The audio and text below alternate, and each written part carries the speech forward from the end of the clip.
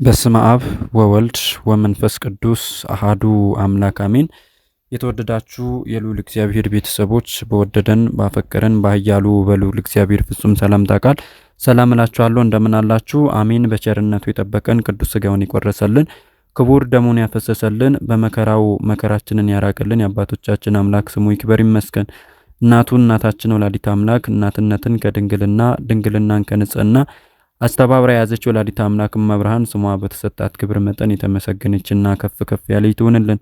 ቅዱሳን መላእክት፣ ነቢያት፣ ሐዋርያት፣ ጻድቃን፣ ሰማዕታት፣ ደናግላን፣ መነኮሳት እግዚአብሔር በመረጣቸውና ባከበራቸው ክብር መጠን የተመሰገኑና ከፍ ከፍ ያሉ ይሁንልን።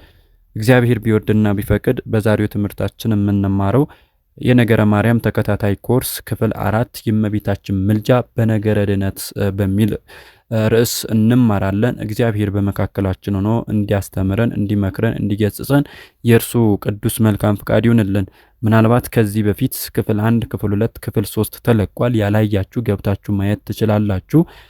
በዛሬው ደግሞ ክፍል 4ን የምንመለከት ይሆናል። የእመቤታችን ምልጃ በነገረ ድህነት ወይ ደግሞ በሰው ልጆች መዳን ውስጥ ምን አይነት ድርሻ ወይ ደግሞ አስተዋጽኦ አላት የሚለውን የምንመለከት ይሆናል። ምናልባት ትምህርቱን ከመጀመራችን በፊት ለቤቱ አዲስ ከሆናችሁ ሰብስክራይብ፣ ሼር፣ ኮሜንት፣ ላይክ እያደረጋችሁ ቤቱን እንድታበረታቱ እያልኩኝ በቀጥታ ወደ ትምህርቱ እንገባለን። የእመቤታችን ምልጃ በነገረ ድህነት ይላል። እንግዲህ ነገረ ድህነት የተባለ እንግዲህ ራሱን የቻለ ኮርስ ነው። ምናልባት የምትፈልጉ ከሆነ እሱንም እንድሰራላችሁ የምትፈልጉ ከሆነ በኮሜንት ላይ እንድታሳውቁኝ እና ነገረ ድህነት ስንል እንግዲህ ራሱን የቻለ ነው እና እመቤታችን ቅድስት ድንግል ማርያም ደግሞ በዚያ በነገረ ድህነት ውስጥ ያላት አስተዋጽኦ ወይ ደግሞ ድርሻ ምንድን ነው የሚለውን ስንመለከት እንግዲህ በመጀመሪያ ድህነትን ብቻ ወስደን ስናነሳ ወይ ደግሞ የድህነት ትርጉሙ እንደ ቤተ ክርስቲያን አስተምሮ እንዲሁም ደግሞ ድህነት የሚለው ደግሞ በጠቅላላ እንደዚሁ ስንረዳ ምንድን ነው ብለን ስናይ ደግሞ ድህነት ስንል በኃጢአት ምክንያት የወደቀውና የጎሰቆለው የሰው ልጅ ከደረሰበት ድቀትና ሞት ሙሉ በሙሉ ነፃ መውጣቱንና አጥቶ የነበረውን ጸጋ ማግኘቱን ወይ ደግሞ መጀመሪያ ከመበደሉ በፊት ወደ ነበረበት ሁኔታ እንዲሁም ደግሞ ከዚያ ወደ በለጠ ደረጃ መመለሱን የምናስብበት ምን እንላለን? ድህነት እንላለን። እና የሰው ልጅ ዳነ ስንል ደግሞ እንዴት ነው? እንግዲህ ነገረ ድህነትን ስናስብ 3 ነገሮችን ማሰብ ያስፈልገናል። ድህነትን ስናስብ ማለት ነው። እነሱም አንደኛ የዳነ አካል አለ፣ ሁለተኛ የሚያድን አካል አለ፣ ሶስተኛ ደግሞ ከምን እንደዳንን። እነዚህ 3 ነገሮችን ማሰብ ይጠበቅብናል። የዳነ አካል ማን ነው ካለን የሰው ልጅ እኔና እናንተ ነን። ማን ያዳነው? አዳኝ አካልስ ማን ነው ካለን ደግሞ ጌታችን መድኃኒታችን ኢየሱስ ክርስቶስ ነው። እንዲሁም ደግሞ ከምንድን የዳነው የሚለውን ደግሞ ከኃጢአት በአዳምና በሔዋን በመጣብን የዘላለም ሞት በውርስ ሲተላለፍ የነበረውን ኃጢአት ምንድነው? ከዚያ ድነናል እንላለን። እንዴት ነው የዳነው ካለም ደግሞ ወይ ደግሞ አምላካችን አድኖናል። እንዴት ነው ያዳነን? በመልዕልተ መስቀል ተሰቅሎ ስጋውን ቆርሶ ደሙን አፍሶ ምን ብሎናል? ለአንዴና ለመጨረሻ ጊዜ በቤዛነቱ ከራሱ ጋር አስታርቆ ምን ብሎናል? አድኖናል። ስለዚህ የዳነው ማን ነው? የሰው ልጅ ነው። እንዴት ነው የዳነው ስንል ደግሞ ዳነ ስንል ወይ ደግሞ የሰው ልጅ ዳነ ስንል ምን ማለታችን ነው ስንል ተፈርዶበት የነበረው የሞት ፍርድ ተወገደለት ወይ ደግሞ ተወስዶበት የነበረው ሕይወት ተመለሰለት ማለታችን ነው። ስለዚህ ይህ ድነት እንግዲህ የተፈጸመው እንዴት ነው ካለን አምላካችን ልዑል እግዚአብሔር ፈቅዶና ወዶ ከመቤታችን ከቅድስት ድንግል ማርያም በህቱም ድንግልና ተጸንሶ በህቱም ድንግልና ተወልዶ በ30 ዘመኑ ተጠምቆ ዞሮ ዓለምን ዞሮ አስተምሮ በዕፀ መስቀል ላይ ተሰቅሎ ስጋውን ቆርሶ ደሙን አፍሶ ሞቶ ተቀብሮ ምን ብሎናል? ለአንዴና ለመጨረሻ ጊዜ በቀራንዮ ምን ብሎናል? በቤዛነቱ አድኖናል። ስጋውን ቆርሶ ደሙን አፍሶ በቤዛነቱ ከራሱ ጋር አስታርቆናል፣ አድኖናል። ኬት ከምንድን ያዳነ?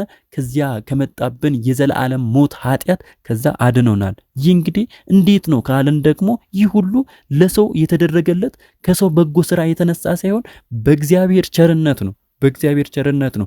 ይህንንም ደግሞ ሐዋርያው ቅዱስ ጳውሎስ ወደ ኤፌሶስ ሰዎች በላከው መልእክቱ በምዕራፍ 2 ቁጥር 3 ላይ ስንመለከት ምን ይላል?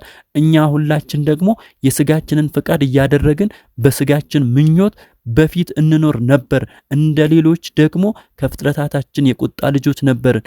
ነገር ግን እግዚአብሔር በምሕረቱ ባለጸጋ ስለሆነ ከወደደን ከታላቅ ፍቅሩ የተነሳ በበደላችን ሞት እንኳን በሆነን ጊዜ ከክርስቶስ ጋር ሕይወትን ሰጠን፣ በጸጋ ድናችኋልና ይለናል። ስለዚህ ሐዋርያ ቅዱስ ጳውሎስ በምንድን የዳኑ ይለናል?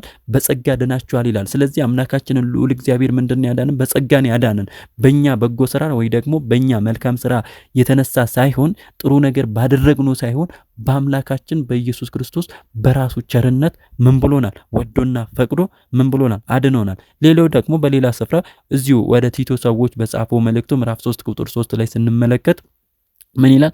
ነገር ግን የመድኃኒታችን የእግዚአብሔር ቸርነትና ሰውን መውደድ በተገለጠ ጊዜ እንደ ምሕረቱ መጠን ለሐዲስ ልደት በሚሆነው ጥምቀትና በመንፈስ ቅዱስ ኪዳንን እንጂ እኛ ስላደረግነው በጽድቅ ስለነበረው ስራ አይደለም በማለት በተጨማሪ ይናገራል ማለት ነው። ስለዚህ እኛ የዳነው በምንድን ነው?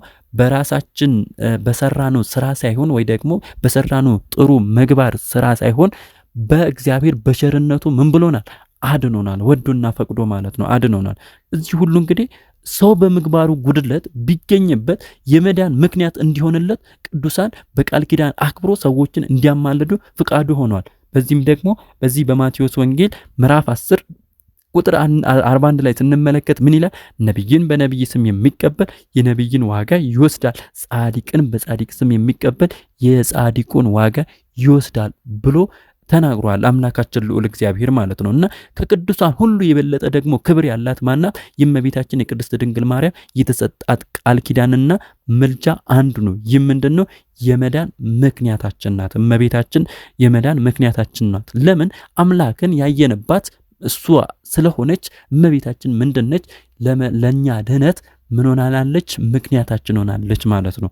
ምልጃ ስንል ደግሞ ወይ ደግሞ የእመቤታችን የቅድስት ድንግል ማርያም ምልጃ ስንል ደግሞ የእመቤታችን ምልጃ እንግዲህ እንዴት ነው ስንል እንደ ቅድስት ቤተ ክርስቲያን አስተምህሮ እንደ ቅድስት ኦርቶዶክስ ተዋህዶ አስተምህሮ የእመቤታችን ምልጃ በመጽሐፍ ቅዱስ እንዴት ነው ስንል ደግሞ ዝም ተብሎ የሆነ ሰው ተነስቶ የተናገረው ወይ ደግሞ ያስተማረው ትምህርት አይደለም። እመቤታችን ቅድስት ድንግል ማርያም ምልጃ ትንቢት የተነገረላት፣ ምሳሌ የተመሰለላት፣ እንዲሁም ደግሞ ያ ትንቢትና ምሳሌ በሐዲስ ኪዳን ደግሞ አማናዊ ሆኖ የተገለጠ ነው። አማናዊ ሆኖ የተነገረ ነው።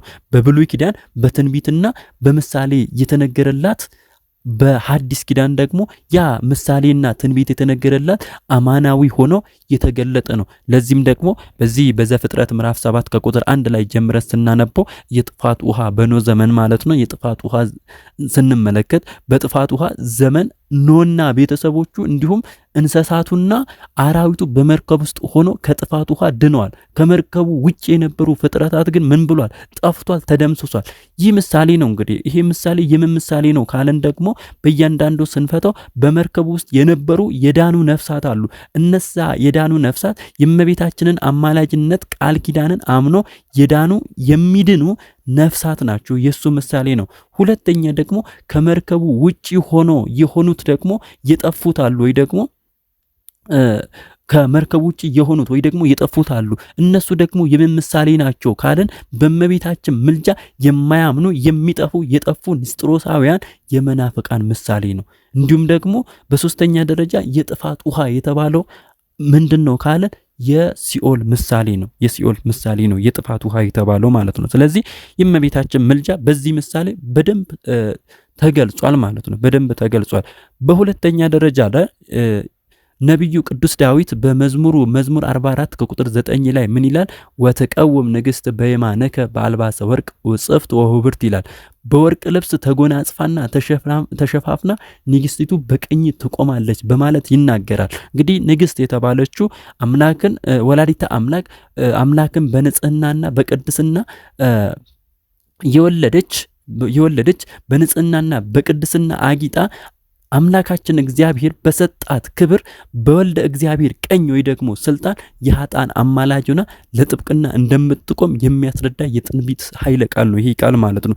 ስለዚህ የእመቤታችን የቅድስት ድንግል ማርያም አማላጅነት በምሳሌና በትንቢት የተነገረ ነው። አማላጅነትን እንግዲህ በአጠቃላይ ስንመለከት ምንድነው አማላጅ ማለት ትርጓሜውን ስናየው የሚለምን የሚጸልይ አማላጅ የሚሆን ማለት ነው። ስለዚህ በሁለት ወገኖች መካከል በመግባት አንዱን ስለሌላው የሚለምን ማለት ነው። ስለዚህ በመንፈሳዊ መንገድ ደግሞ ስንመለከተው እንደ ቅድስት ቤተክርስቲያናችን ደግሞ ስንመለከተው የሚለመነው ማን ነው? ልዑል እግዚአብሔር ነው። የሚለመነው ልዑል እግዚአብሔር ነው። የሚለምኑት ደግሞ እነማን ናቸው ካለን በእግዚአብሔር የተጠሩና የተመረጡ ቅዱሳን ሁሉ ይልቁንም ደግሞ እመቤታችን ቅድስት ድንግል ማርያም ናት። እመቤታችን ቅድስት ድንግል ማርያም ናት።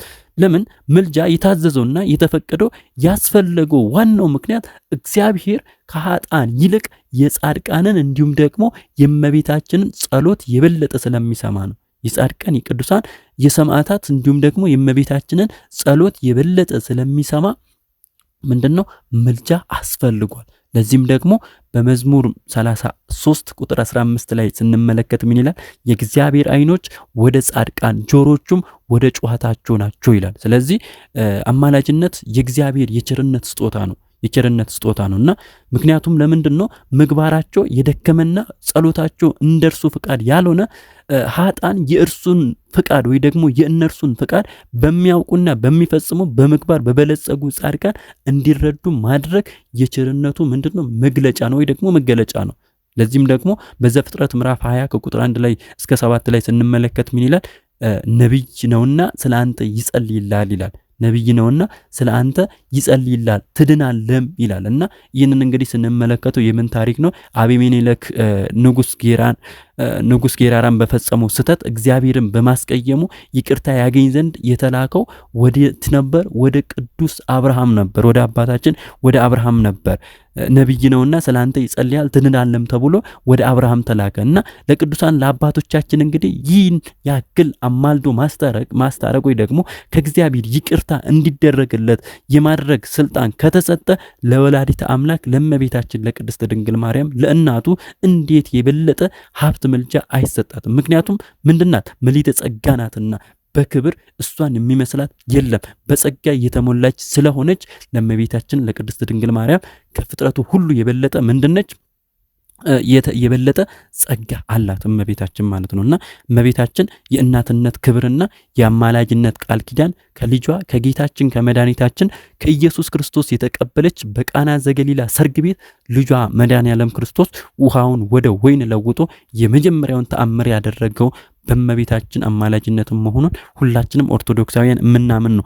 ምናልባት አንዳንድ ንስጥሮሳውያን ይህንን ክፍል በጣም ይጠሉታል። በዚህ በዮሐንስ ወንጌል ምዕራፍ 2 ከቁጥር 1 ላይ ያለውን በምን አይነት እንደሚረዱ ሁላችንም እናውቃለን።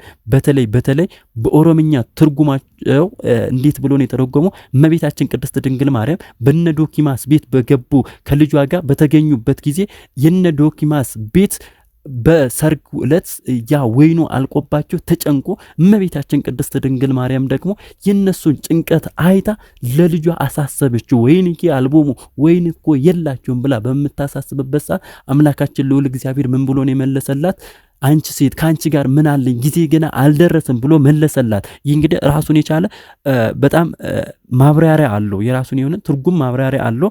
ምናልባት በሌላ ቪዲዮ ልሰራላችሁ እችላለሁ እና ይህንን ቃል እንዴት ብሎ ነው የተረጎሙት? አብዛኛው በተለይ በኦሮምኛ እንድታውቁት ማለት ነው። ሁላችሁም አንቺ ሴት ካንቺ ጋር ምን አለኝ የሚለውን አንቺ ሴት ለምንድነው ስራዬ ውስጥ የገባሹ ብሎ በተለይ በኦሮምኛ መጽሐፍ ላይ የተረጎሙት በራሳቸው አረዳት በተመቻቸው በሚመቻቸው ተርጉሞታልና ነገር ግን ቃሉና አውዱ እንደዛ አይደለም የሚለው እመቤታችን ቅድስት ድንግል ማርያም እና ምናልባት በጣም እንትን የምትሉ ከሆነ የምትፈልጉ ከሆነ ይህንን ዮሐንስ 2 ምዕራፍ 1 እስከ 11 ያለውን ኃይለ ቃል ማብራሪያ የምትፈልጉ ከሆነ ልሰራላችሁ እችላለሁ። ኮሜንት ላይ አሳውቁኝ እና የእመቤታችን ምልጃ በዚህ እንግዲህ የእመቤታችን የቅድስት ድንግል ማርያም ምልጃ እናያለን። ከልጇ አማልዳ ልጇ ውሃውን ተራውን ውሃ ወደ ወይን ለውጦላቸው የነ ዶኪማንስን ቤት ያንን ጭንቀታቸውን ወደ ደስታ የለወጠበት በእመቤታችን በመብርሃን አማላጅነት መሆኑን ልናውቅ ይገባናል። ስለዚህ